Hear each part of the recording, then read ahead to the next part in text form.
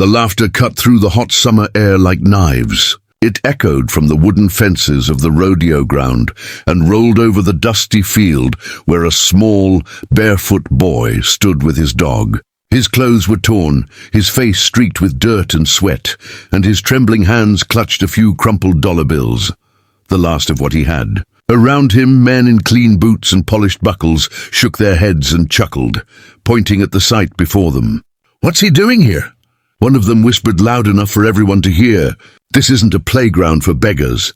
And yet the boy did not flinch. His jaw tightened, his chest rose and fell, and beside him, a German shepherd sat tall and still, its dark eyes scanning the crowd with silent, unwavering loyalty. "Before we go any further, if you believe in kindness, second chances, and the unbreakable bond between humans and animals, take a second to like this video, subscribe to Pawsitive Tales, and share it with someone who loves heartwarming stories. Your support helps us bring more true, inspiring stories like this to life." The boy's name was Eli, and the dog beside him was Ranger. They had nothing but each other. Eli had lost his parents 2 years ago in a fire that destroyed their small home on the outskirts of a Texas town. With no relatives willing to take him in, he bounced from one foster home to another, carrying only the charred collar of the puppy he had saved from the flames. Ranger had been a terrified little bundle then, rescued from the smoke by the boy who refused to leave him behind. Over the years, they became more than companions. They became family. They had slept under bridges, rummaged through trash for scraps, and endured nights so cold, Eli had wrapped Ranger in his own shirt to keep him warm. And yet, they had never given up on each other. Now standing at the edge of the county's largest dog agility competition, they looked hopelessly out of place. Eli had scraped together his meager savings by washing cars and selling cans, determined to enter Ranger into the competition. He had heard that the winner would walk away with $5,000, enough money to rent a small room, buy food, and start fresh. But more than the money, Eli wanted something else. He wanted people to see Ranger the way he did, not as a stray, not as a junkyard mutt, but as the bravest, smartest dog he had ever known. The competitors around them were seasoned handlers, grown men with expensive gear and purebred dogs that cost more than Eli could imagine. They wore crisp shirts and shiny boots, their dogs with glossy coats and pristine collars. When Eli stepped onto the field, the whispers started.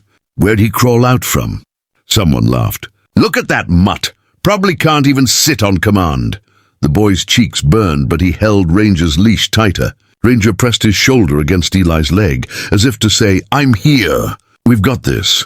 The announcer's voice boomed across the arena, calling each team one by one. Dogs zipped through tunnels, leapt over hurdles, and scaled ramps with precision. The crowd roared for them, clapping and whistling. Then it was Eli and Ranger's turn. The laughter returned louder this time. "This'll be good," someone shouted.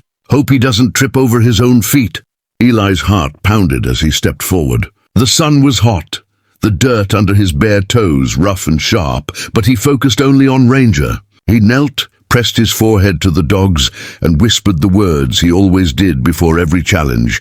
"Just you and me, buddy." The whistle blew, and for a heartbeat the field fell silent. Ranger exploded into motion. The same dog the crowd had mocked as a mutt flew over the first hurdle with effortless grace. He dashed through the tunnel, weaved between poles with lightning precision, and soared over a series of jumps like he was born for this. Eli didn't shout commands like the other handlers. He didn't need to. Ranger read his every gesture, his every breath, as if they shared one mind. They had trained on abandoned lots, using old tires and scrap wood. They had practiced in alleys and fields, perfecting every move under the moonlight. And now that bond, forged in hardship and loyalty, was on full display. By the halfway mark, the crowd had gone silent.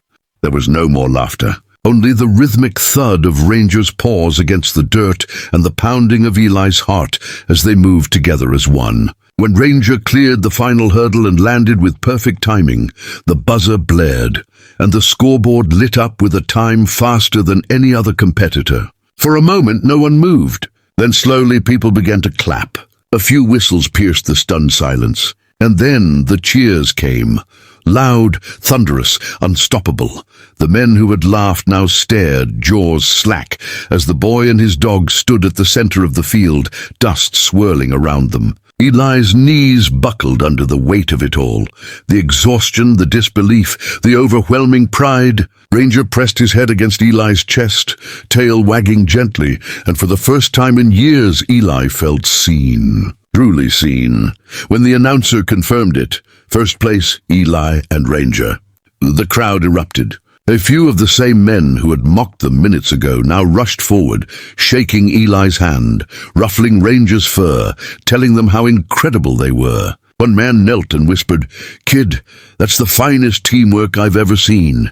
Eli barely heard them. His eyes were locked on Ranger's, and in that silent exchange he knew they had done it. Against every odd, every sneer, every barrier, they had proved the world wrong. The prize money changed their lives. Eli rented a small trailer on the edge of town, enough for a warm bed and a safe place to sleep. He bought Ranger proper food, toys, and a brand new collar, not to replace the old charred one, but to honor how far they had come.